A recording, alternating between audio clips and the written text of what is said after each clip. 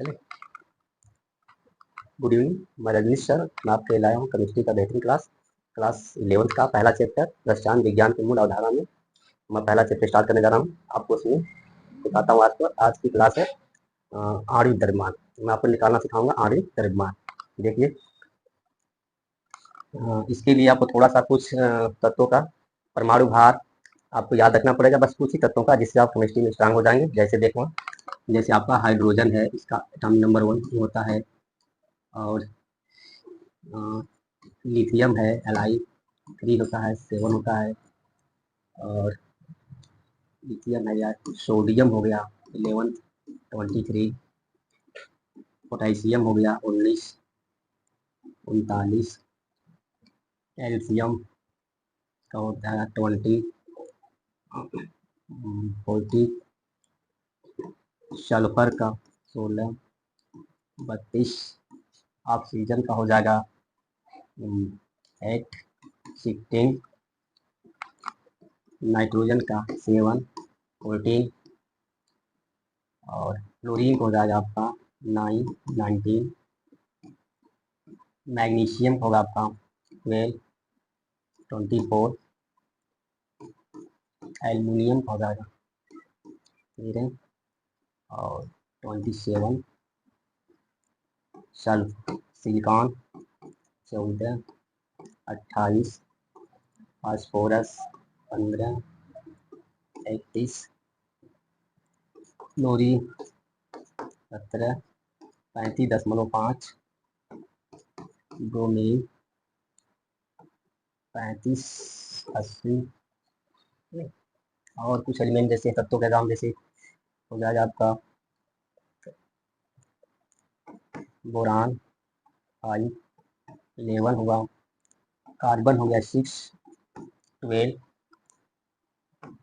और सिल्वर हो गया आपका 47, 108, कॉपर हो गया 29, 63.5। बस कुछ तत्वों के आपको थोड़ा सा नॉलेज होना चाहिए। परमाणु भार, इसके बाद हम लोग सबके अणु द्रव्यमान, मोलर मास या अणु भार हम लोग आसानी से निकाल सकते हैं सभी तत्वों का।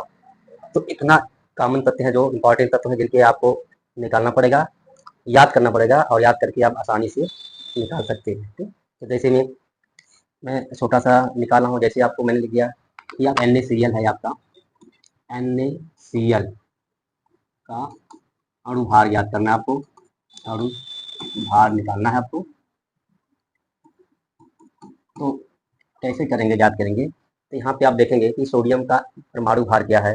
यहाँ से हम लोग देख लेंगे कि सोडियम का परमाणु भार जो होता है 23 होता है, प्लस इसमें हम लोग क्लोरीन का जो अणु परमाणु भार उसको जोड़ देंगे 35.5। अब इन दोनों को ऐड कर देंगे तो आपका NaCl का अणु भार, मोलर मास आसानी से ज्ञात हो जाएगा आपका, ये हो जाएगा 58.5। ये हो जाएगा आपका NaCl का मोलर मास। इस तरह से आप किसी का भी निकाल सकते हो। जैसे मैंने कहा कि आप निकालिए H2SO4 का, निकालिए H2SO4 का आपको एटॉमिक नंबर निकालना है, तो इसका भी हम लोग आसानी से निकाल सकते हैं। जैसे हाइड्रोजन का परमाणु क्रमांक 1 होता है, लेकिन हाइड्रोजन यहाँ पे 2 है, तो हम इसका 2 1 कर देंगे, प्लस सल्फर का होता है 32, प्लस ऑक्सीजन का जो होता है, इसे हम लोग 4 ऑक्सीजन है मल्टीप्लाई कर देंगे, और एक का 16 होता है। इसे इन सबको ऐड कर देंगे, यहाँ कर देंगे 2 × प्लस 30, प्लस ये हो जाएगा 64 हो जाएगा आपका। जब इन सबको ऐड करेंगे तो आपका 4 2 6 8 हो जाएगा, 6 9, ये हो जाएगा आपका आणविक द्रव्यमान। इस तरह से आप इसे आसानी से निकाल सकते हैं। किसी का भी मोलर मास, आणविक द्रव्यमान या अणु भार आप आसानी से ज्ञात कर सकते हैं। तो और भी आप देख सकते हैं इसको निकालने के लिए थोड़ा सा, और मैं आपको निकाल के दिखाते रहा हूँ। थोड़ा देखिए कैसे कैसे निकालेंगे इसको। जैसे मैंने कहा पोटेशियम सल्फेट का आपको निकालना है, K2SO4 का आपको एटॉमिक मास निकालना है।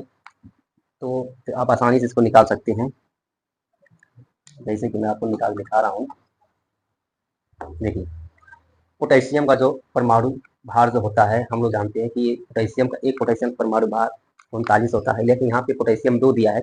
इसका मतलब दो दो पोटेशियम है, इसमें हम 39 दो बार जोड़ सकते हैं या इसे 2 से मल्टीप्लाई करा सकते हैं, यानी 2 गुणे 39 प्लस सल्फर का जो होता है ये परमाणु भार जो होता है 32 प्लस ऑक्सीजन जो होता है इसका परमाणु भार 16 होता है, लेकिन ऑक्सीजन यहाँ पे 4 है तो हम लोग इसे 4 से 16 में मल्टीप्लाई कर देंगे तो 4 ऑक्सीजन का मास ज्ञात हो जाएगा और इसे हम लोग करके ऐड कर देंगे, ठीक करेंगे 8 हो जाएगा 8 और 6 से 7 हो जाएगा प्लस 72 प्लस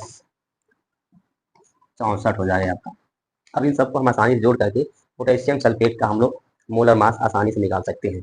देखिए 4 2 6 और 8 हो जाएगा आपका 14 हो जाएगा और 6 6 3 9 9 16 16 1 17 हो जाएगा 174 हो जाएगा एटॉमिक मास इसका पोटेशियम सल्फेट का।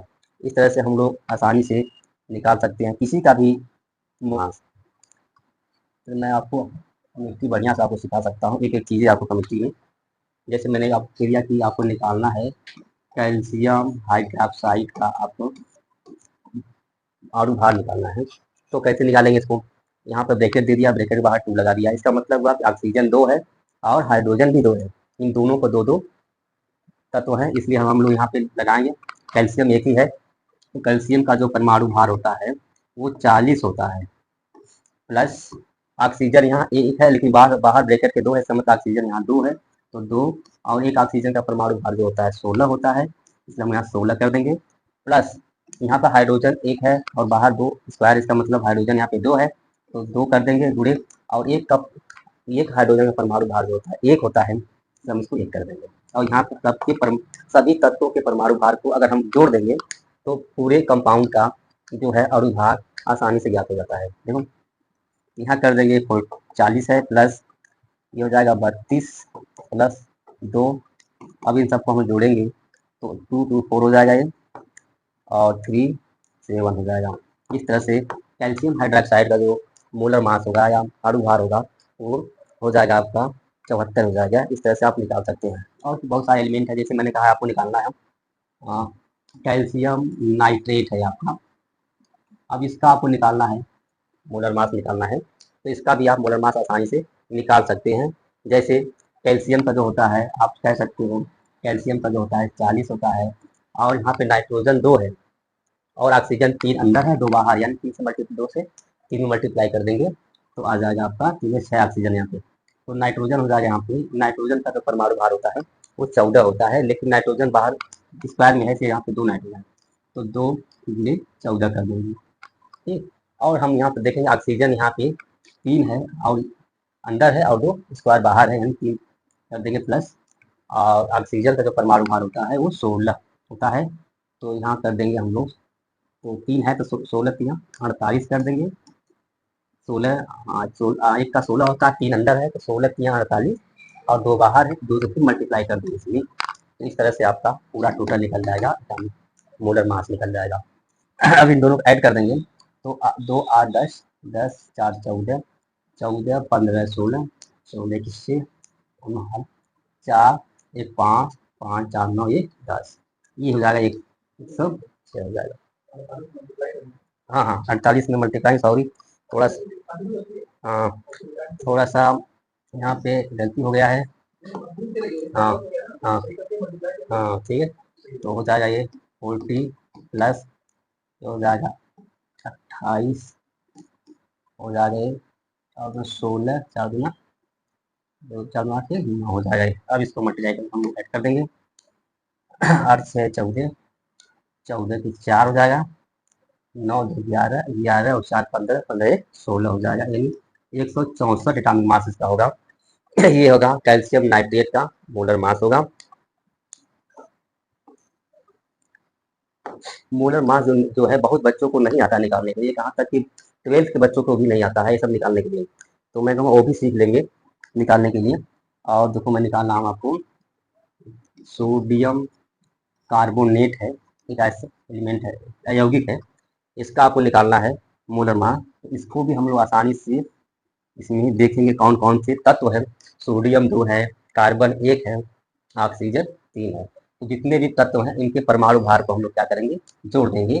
तो इस यौगिक का अणु भार आपको आसानी से ज्ञात हो जाएगा। जैसे सोडियम यहाँ 2 है तो 2 कर देंगे, और एक सोडियम का जो परमाणु भार होता है वो होता है 23 होता है। और कार्बन जो है एक ही है, यहाँ पे इसका जो परमाणु भार 12 होता है, प्लस ऑक्सीजन यहाँ 3 है और एक का परमाणु भार होता है आप 16। तो 3 गुणे 16 कर देंगे हम यहाँ पे, तो आसानी से सोडियम कार्बोनेट का आपको आसानी से आणविक द्रव्यमान आसानी से निकल जाएगा।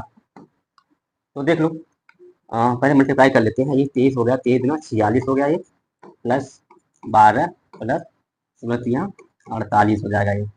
अब इनकी सभी परमाणु भार को हम लोग ऐड कर देंगे। तो 8 और 2 10, 10 6 16 की 6 हासिल 1, 4 1 5, 5 4 9 1 10। इस तरह हम देखेंगे कि सोडियम कार्बोनेट का जो आणविक द्रव्यमान है या मोलर मास है वो आसानी से निकल कर आ गया 106। आपका हो जाएगा आंसर। इस तरह से हम किसी भी यौगिक का निकाल सकते हैं। जैसे मैंने कहा एक कंपाउंड आपको बता रहा हूँ, ये आपको निकालेंगे Al2SO4 का थाइस, एल्युमिनियम सल्फेट इसको बोलते हैं। इसका भी हम लोग आसानी से निकालेंगे। कैसे देखो, अब मैं निकाल के आपको दिखाता हूँ आसानी से कैसे इसका हम लोग निकालते हैं। इस तरह से यहाँ पर एल्युमिनियम 2 है, ब्रैकेट में सल्फर 1 है, लेकिन सल्फर जो बाहर दिया है थ्राइस दिया 3 है, या इसका मतलब सल्फर यहाँ पे 3 है। ऑक्सीजन यहाँ पे 4 अंदर है और 3 बाहर है, ठीक है। इसलिए हम लोग पहले इसका निकालेंगे। एल्युमिनियम जो होगा आपका 2 है, तो 2 गुणे और एक एल्युमिनियम का जो परमाणु भार होता है वो 27 होता है। तो एल्युमिनियम 2 है तो 2 से यहाँ पे हम लोग इसको मल्टीप्लाई कर देंगे, और फिर यहाँ पे प्लस कर देंगे। यहाँ पे सल्फर 1 है, यहाँ 3 बाहर है, इसका मतलब सल्फर यहाँ पे 3 है, तो 3 गुणे और एक सल्फर का परमाणु भार जो होता है 32, और हम लोग यहाँ पे 32 कर देंगे तो 3 सल्फर का परमाणु भार आपको ज्ञात हो जाएगा। तो यहाँ 4 दिया है आपका, 4 है अंदर और 3 है बाहर। तो हम लोग यहाँ पे एक का जो ऑक्सीजन होता है, एक का होता है ऑक्सीजन का 16, 4 अंदर तो 16 चौको 64 कर लेंगे, और 64 प्लस 3 जो बाहर से है उसको हम लोग 3 से क्या कर देंगे, मल्टीप्लाई कर देंगे। तो हम लोग 3 से मल्टीप्लाई कर देंगे, इसमें 64 गुणे 3 कर देंगे, ठीक है। इस तरह से हम लोग इसका भी आणविक द्रव्यमान हम लोग आसानी से निकाल लेंगे।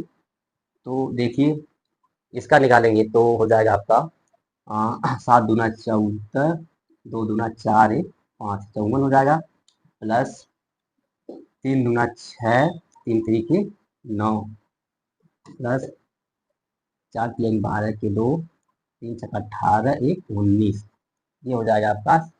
और इन सबको हम लोग जोड़ देंगे, 6 2 और 6 8, 8 4 12 के 2, 9 और 9 9, और ये 9 9 18, 18 5, 18 2 20 और 3 23, और 23 और ये 24 हो जाएगा।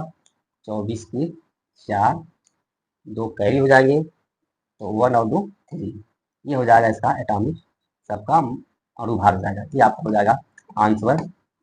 एल्युमिनियम सल्फेट का निकाल लेंगे। इस तरह से आसानी से किसी का भी आप निकाल लेंगे। बस थोड़ा सा आपको जानना पड़ेगा तत्वों का परमाणु भार, आपको थोड़ा सा याद करना पड़ेगा।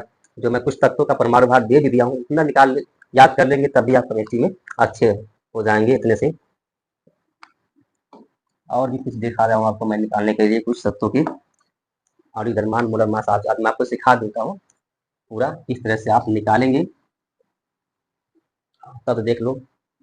जैसे मैंने कहा कि कार्बन, ये है मीथेन है, इसका आपको निकालना है। बहुत छोटा कंपाउंड है, इसका निकालने के लिए आपको क्या करेंगे कि इन सबको जोड़ देंगे। कार्बन का जो होता है 12 होता है, प्लस हाइड्रोजन जो होता है 1 है का है, लेकिन यहाँ कार्बन 4 है, क्या मतलब 1 गुणे 4 कर देंगे। इस तरह से आप आसानी से निकाल लेंगे। तो 12 हो जाएगा ये 4 एकम में 4, अब ऐड करेंगे तो 12 4 16 हो जाएगा। यानी मीथेन का जो अणु भार है वो आपका निकल के आ जाएगा 16। इस तरह छोटे से बड़े, बड़े से बड़े कंपाउंडों का आप निकाल सकते हो। जैसे मैंने कहा यहाँ कार्बन मैंने ले लिया। मैंने कहा ग्लूकोज निकाल लेते हैं। चलो हल्का सा बड़ा कंपाउंड मैंने ले लिया आपके लिए। ये ग्लूकोज होता है। आपको ग्लूकोज का अणु भार निकालना है, तो आप कैसे निकालेंगे यहाँ पे? तो यहाँ पे बस 3 तत्व दिया गया, कार्बन, हाइड्रोजन और ऑक्सीजन। यहाँ पे देखेंगे कार्बन कितने हैं, हाइड्रोजन कितने हैं और ऑक्सीजन कितने हैं। तो यहाँ कार्बन देखेंगे तो यहाँ 6 कार्बन है और 12 हाइड्रोजन है और 6 ऑक्सीजन है। तो एक कार्बन का जो परमाणु भार होता है वो 12 होता है। तो 6 कार्बन का परमाणु भार निकालने के लिए हम लोग 12 में 6 से मल्टीप्लाई कर देंगे, यानी कि 12 गुणे 6 कर देंगे। तो ये 6 कार्बन का परमाणु भार आपको निकल जाएगा। प्लस कर देंगे यहाँ पे आपका है हाइड्रोजन। तो हाइड्रोजन यहाँ पे 12 है। एक हाइड्रोजन का परमाणु भार जो होता है 1 होता है, तो 12 हाइड्रोजन का परमाणु भार, यानी कि 1 गुणे 12 कर देंगे इसको, तो भी 12 हाइड्रोजन का परमाणु भार निकल जाएगा। यहाँ पे ऑक्सीजन देखेंगे 6 ऑक्सीजन है और एक ऑक्सीजन का परमाणु भार जो होता है वो 16 होता है। और यहाँ पे 6 ऑक्सीजन निकालेंगे तो यहाँ करेंगे 16 गुणे 6 कर देंगे। तो यहाँ पे पूरे ग्लूकोज का जो है परमाणु भार, अणु भार निकल करके बाहर निकल जाएगा। तो यहाँ जाएगा इसमें 12 6 का 36 हो गया। देंगे इसका 6 कम में 6 1 7, 12 6 का 72 होता है, प्लस 12 कम में 12 प्लस 16 6 का 96 हो जाएगा आपका। ये हो जाएगा आपका। और सभी को हम लोग जोड़ देंगे। ये 6 2 8 8 2 10 के 0 9 9 1 10 10 7 17 1 18, यानी कि आपका निकल के आ गया ग्लूकोज का जो अणुभार निकल के आ गया 180 हो गया है। ये आंसर आ जाएगा आपका। ठीक है, इस तरह से आप किसी भी बड़े से बड़े कंपाउंड का जो है मोलर मास, आणविक द्रव्यमान आप आसानी से निकाल सकते हैं। बस आपको याद होना चाहिए कि तत्वों का परमाणु भार क्या होगा और परमाणु क्रमांक क्या होगा। ठीक है, तो मैं यहाँ पे आपको निकाल के दिखा रहा हूँ। एक और छोटा सा कंपाउंड है, जैसे मैं आपको चीनी निकाल दिखा। ये चीनी का फार्मूला होता है, ये चीनी है आपकी। इस चीनी का आपको आणविक द्रव्यमान निकालना है, तो आप कैसे निकालेंगे थोड़ा सा देखिए। इसको हम लोग कैसे निकालते हैं, चीनी का आणविक द्रव्यमान निकालेंगे। यहाँ पे हम देखेंगे कौन कौन सा तत्व है। यहाँ देखो कार्बन है, हाइड्रोजन है, ऑक्सीजन है, उनकी संख्या क्या क्या है। कार्बन जो होता है यहाँ पे 12 है, हाइड्रोजन 22 है और ऑक्सीजन 11 है। तो एक कार्बन का परमाणु भार हम लोग जानते हैं 12। तो 12 कार्बन का परमाणु भार कितना होगा? तो 12 में 12 की हम लोग क्या करेंगे, गुणा कर देंगे। एक हाइड्रोजन का जो परमाणु भार है वो 1 होता है। यहाँ पे 22 हाइड्रोजन है तो 22 गुणे 1 कर देंगे, तो 22 हाइड्रोजन का परमाणु भार आपको निकल जाएगा। यहाँ पे ऑक्सीजन जो होता है, यहाँ पे ऑक्सीजन 11 है। एक ऑक्सीजन का जो परमाणु भार है आपका 16 होता है। तो 11 ऑक्सीजन है, तो 11 ऑक्सीजन का आपको परमाणु भार निकालने के लिए 16 गुणे 11 कर देंगे, तो आपका परमाणु भार आसानी से सबका निकल जाएगा। तो यहाँ पे 12 है तो 12 गुणे 12 कर देंगे, प्लस यहाँ पे 1 गुणे 22 कर देंगे, प्लस ऑक्सीजन का होता है एक ऑक्सीजन परमाणु भार 16 गुणे 11 कर देंगे। यहाँ पे आसानी से हम लोग निकाल सकते हैं। तो यहाँ पे देखेंगे कि यहाँ पे मल्टीप्लाई कर देंगे इसका, तो 12 दूना 24 हो जाएगा और 12 कम में 12 13 14 हो जाएगा, यानी कि 144 हो जाएगा इसका। यानी कि 12 कार्बन का जो परमाणु भार होगा 144 हो जाएगा। और देखिए यहाँ हम लोग निकाल सकते हैं, यहाँ 22 हाइड्रोजन है, तो एक हाइड्रोजन का जो परमाणु भार 1 होता है, तो 22 गुणे 1 कर देंगे, तो 22 हाइड्रोजन का परमाणु भार आपको आसानी से निकल जाएगा। यहाँ पे देखिए, यहाँ पे एक ऑक्सीजन का जो परमाणु भार 16 होता है, यहाँ पे 11 ऑक्सीजन दिया गया है, तो 16 गुणे 11 कर देंगे तो आपको आसानी से निकल जाएगा। तो 11 छक्का 66 कर देंगे और 6 कैरी कर देंगे, 11 कम में 11 11 और 6 17, यानी कि हो जाएगा 176 हो जाएगा। ये आपका निकल के आ गया 11 ऑक्सीजन का परमाणु भार। अब इसको हम ऐड कर लेंगे, जोड़ देंगे इसको 6 6 2 8 और 8 4 12 के 2 1 कैरी 7 2 9 और 9 4 13 13 13 और 1 14 के 4 1 कैरी 1 और 1 2 और 1 3 हो जाएगा। यानी कि आप ग्लूकोज का निकाल देंगे तो इसका जो परमाणु अणु भार निकल के आएगा आपका 342 होगा। इसका आंसर हो जाएगा, आप आसानी से निकाल सकते हैं। इस तरह से आप किसी का भी निकाल सकते हैं। तो और सारे कंपाउंड हैं, बहुत सारे कंपाउंड दिए होते हैं, आप सबका नंबर वाइज निकाल सकते हैं। जैसे मैं दिखा रहा हूँ आपको, एक छोटा सा है आपका, ये कैल्शियम ऑक्सीक्लोराइड होता है, ये ब्लीचिंग पाउडर होता है, ये ब्लीचिंग पाउडर का सूत्र होता है, इसे बोलेंगे विरंजक चूर्ण या ब्लीचिंग पाउडर बोलते हैं।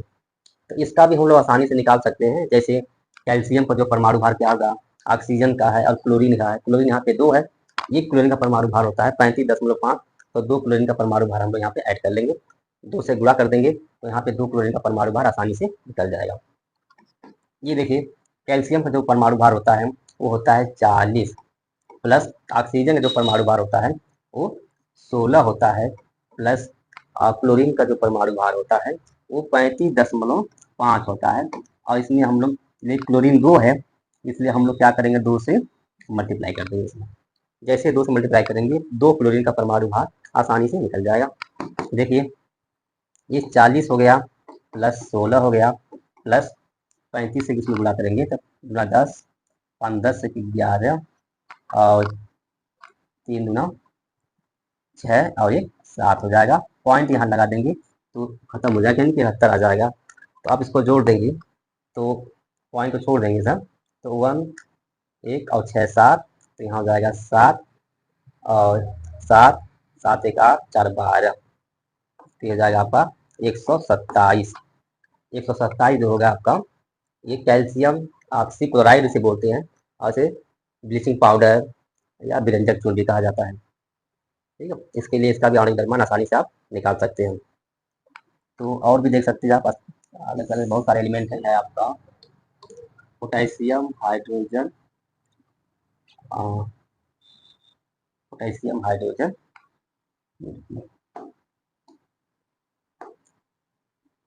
पोटेशियम कार्बोनेट है, इसका नाम हो जाएगा पोटेशियम,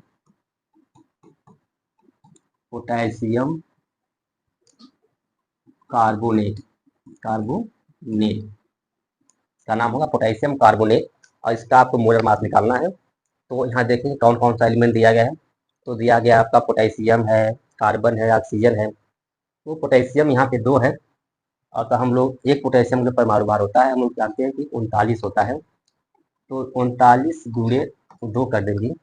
यहाँ पे कार्बन 1 है, एक कार्बन को हम लोग लिखा देंगे यहाँ पे 12 हो जाएगा, और प्लस यहाँ पे ऑक्सीजन 3 है, तो एक ऑक्सीजन का जो परमाणु भार होता है 16 होता है, यहाँ पे 3 ऑक्सीजन दिया गया है, तो 3 से क्या करेंगे उसमें 16 में गुणा कर देंगे, तो 16 गुणे 3 हो जाएगा। इस तरह से हम लोग आसानी से निकाल लेंगे। तो 39 गुना हो जाएगा यहाँ पे, 9 गुना 18, 3 गुना 6 1 7, यानी 78 हो जाएगा ये, प्लस 12 प्लस 16 यहाँ 48 हो जाएगा यहाँ पे। और इसके लिए हम लोग इसको आसानी से निकाल लेंगे। देखिए 8 2 10, 10 7 18 के 8, एक हासिल हो जाएगा, 4 1 5, 5 7 5 12, 12 1 13, 138 हो जाएगा ये पोटेशियम कार्बोनेट का अणुभार या मोलर मास कह सकते हैं आप लोग, या आणविक द्रव्यमान कह सकते हैं इसको। और मैं आपको सिखा रहा हूँ, एकदम सीख जाइए बढ़िया से निकालने का क्या, कि कहीं कोई गलती ना होने पाए।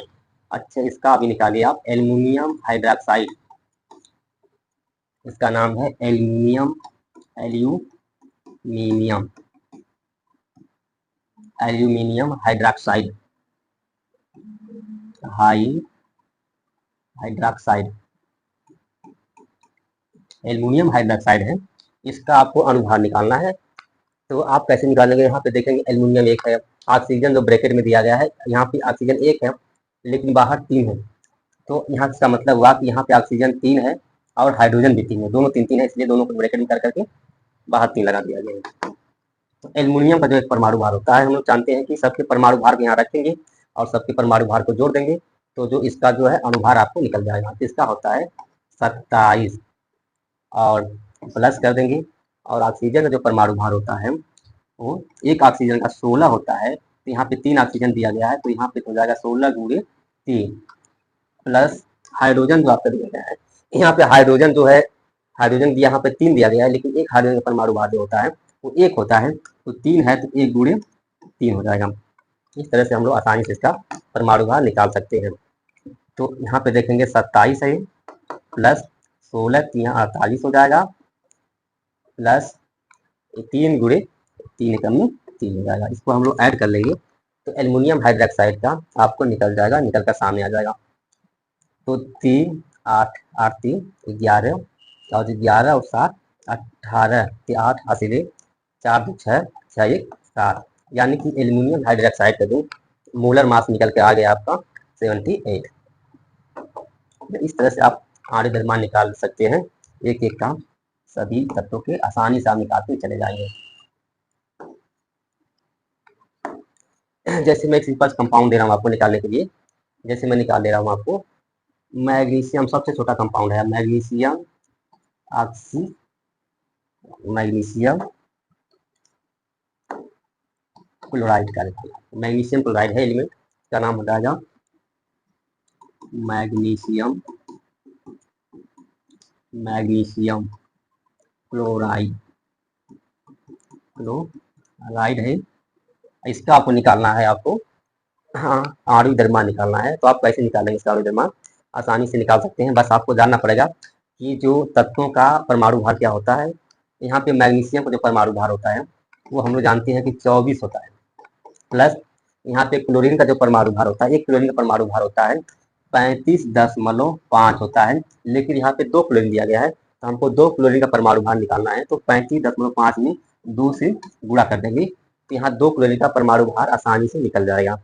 तो देखिए ये है 24 प्लस ये हो जाएगा, ऐसे मल्टीप्लाई करेंगे 5 गुना 10 के 0, 5 गुना 10 1 11, 3 गुना 6 1 7, यानी ये हम 0 के पास लगा देंगे दशमलव, जिसका महत्व ही खत्म हो जाए। यहाँ पर 71 हो जाएगा ये आपका।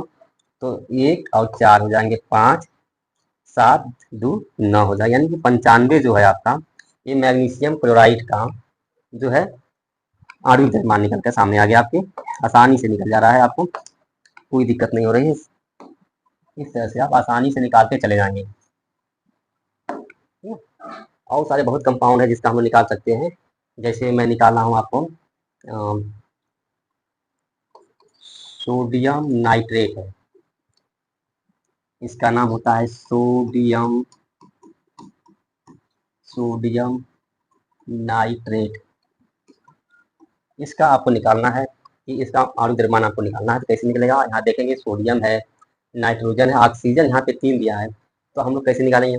सोडियम का परमाणु भार 23 होता है, नाइट्रोजन का परमाणु भार 14 होता है, ऑक्सीजन का परमाणु भार जो होता है 16 होता है, लेकिन ऑक्सीजन यहाँ पे 3 दिया है तो एक का 16 होता है, तो 3 ऑक्सीजन निकालेंगे तो 16 में 3 से गुणा कर देंगे तो 3 ऑक्सीजन का अणुभार आपको निकल कर आ जाएगा।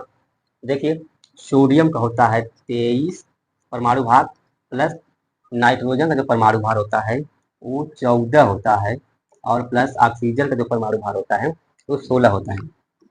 तो 3 ऑक्सीजन है तो 16 गुणे 3 कर देंगे और यहाँ पे आसानी से सोडियम नाइट्रेट का निकल करके आ जाएगा।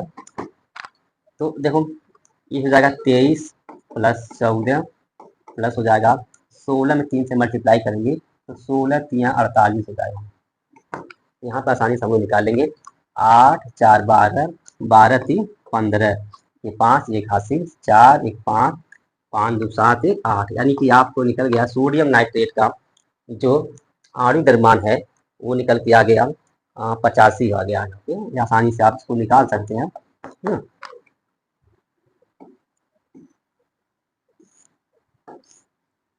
यहाँ पे मैं आपको सिखा रहा हूँ, जैसे एक कंपाउंड और मैंने कहा कि आपको निकालना एल्कोहल निकालना है, इसे बोलते हैं एथिल अल्कोहल, इसका नाम है एथिल अल्कोहल, इसका नाम है ethyl alcohol, ethyl alcohol, alcohol होती है और इसी को हम लोग बोलते हैं शराब भी बोलते हैं, पीने वाली शराब जो होती है, ठीक है, यानी कि जो भी हम लोग पीते हैं शराब वो एथिल अल्कोहल ही होती है, इसी को पिया जाता है। ठीक है, एथिल अल्कोहल हम लोग आसानी से आणविक द्रव्यमान निकाल सकते हैं। कैसे निकालेंगे? यहाँ पे कार्बन दिया, हाइड्रोजन ऑक्सीजन फिर हाइड्रोजन दे दिया है, तो एक कार्बन का परमाणु भार जो हम जानते हैं कि 12 होता है और यहाँ पे 2 कार्बन दिया गया है, तो कार्बन में 12 में 2 से गुणा कर, यानी कि 12 गुणे 2 कर देंगे तो 2 कार्बन का परमाणु भार आसानी से निकल जाएगा। यहाँ पे हाइड्रोजन 2 दिया है 5 और एक हाइड्रोजन का परमाणु भार जो होता है 1 होता है, 1 गुणे 5 कर देंगे, प्लस ऑक्सीजन यहाँ पे 1 ही है तो एक ऑक्सीजन परमाणु भार होता है 16 प्लस या हाइड्रोजन एक है, एक का परमाणु भार एक ही होता है। तो हम लोग इसको ऐड कर देंगे। अब इसको करेंगे मल्टीप्लाई तो 12 दूना 24 हो जाएगा, प्लस 5 एकम में 5 हो जाएगा, प्लस ये हो जाएगा 16 और ये 17 हो जाएगा। ठीक है, इसको जोड़ देंगे हम लोग 7 7 5 12 12 4 16 के 6 हासिल 1 और 2 3 3 4 हो जाएगा ये आपका। यानी कि एथिल अल्कोहल का जो आपका है आणविक द्रव्यमान जो होगा, मोलर मास जो होगा आपका निकल के आ गया 46 आंसर। इस तरह से आप किसी का भी निकाल कर देख सकते हैं। एक आपको दिखा रहे हैं, आपको छोटे छोटे कंपाउंड निकाल दिखा रहे हैं। जैसे मैंने कहा कि ये पोटेशियम नाइट्रेट है, इसका भी देखो, ये इसका नाम है potassium nitrate. Potassium nitrate, potassium nitrate है, इसको बोलते हैं, एक और नाम होता है सोडा, सोडा बोलते हैं इसको। ये जो होता है विस्फोटक पदार्थ होता है, और इसको हम लोग निकालेंगे पोटेशियम नाइट्रेट या सोडा इसे बोलते हैं, जो विस्फोटक पदार्थ होता है, और हम इसका निकालेंगे आणविक द्रव्यमान। तो यहाँ पे देखेंगे पोटेशियम है, नाइट्रोजन है, ऑक्सीजन है। पोटेशियम जो परमाणु भार होता है वो 39 होता है, और नाइट्रोजन का जो परमाणु भार होता है वो 14 होता है, प्लस ऑक्सीजन यहाँ पे 3 दिया है, एक ऑक्सीजन परमाणु भार जो होता है 16, तो 3 ऑक्सीजन का परमाणु भार हम लोग निकालेंगे, यानी कि 16 में 3 से गुणा कर देंगे, यानी कि 16 गुणे 3 कर देंगे, और आसानी से आणविक द्रव्यमान निकल करके सामने आ जाएगा। तो देख लीजिए 3 39 प्लस 14 प्लस 16 48 निकाल लेंगे। तो 8 4 12 12 9 21 21 के 1 हासिल 2 4 4 1 5 5 3 8 8 8 2 10, यानी कि आपको निकल के आ गया 201। ये निकल के आ जाएगा पोटेशियम नाइट्रेट का, आप आसानी से निकाल सकते हैं इस तरह से।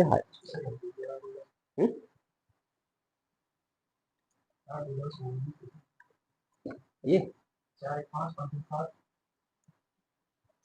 8 4 12 12 9 21 4 4 1 5 5 3 8 8 10, हाँ हाँ 10 होगा ना, हाँ यहाँ गलती से होगी। 8 4 12 12 यहाँ पे जोड़ लेंगे हम लोग, 8 4 12 12 और 9 21 के 1 4 1 5 5 3 8 8 2 10 हो जाएगा, यानी कि 101 होगा। ये आंसर निकल के आएगा आपका, मेन चीज ये है। पोटेशियम नाइट्रेट का जो है जो आणविक भार निकल के आ गया 101। इस तरह से आप किसी भी कंपाउंड का आणविक द्रव्यमान हो या मोलर मास जिसे बोलते हैं इंग्लिश में, वो आसानी से आप निकाल सकते हैं। एक सिंपल सा कंपाउंड में देगा आपको, जैसे कि कभी कभी निकालने के लिए आ जाता है सोडियम हाइड्रोक्साइड, ये बहुत छोटा कंपाउंड है, इसका आपको निकालना है। तो कैसे निकालेंगे? सोडियम का जो परमाणु भार होता है वो 23 होता है, ऑक्सीजन का जो परमाणु भार होता है वो 16 होता है, और हाइड्रोजन का जो परमाणु भार होता है 1 होता है। इसे आसानी से हम लोग जोड़कर निकाल लेंगे। तो यहाँ 1 और 6 7 7 3 10 के 0 1 और 2 3 1 4, यानी कि यहाँ पे निकल के आ गया 40 आंसर। यानी कह सकते हैं कि सोडियम हाइड्रोक्साइड का जो मोलर मास है वो 40 है। इस तरह से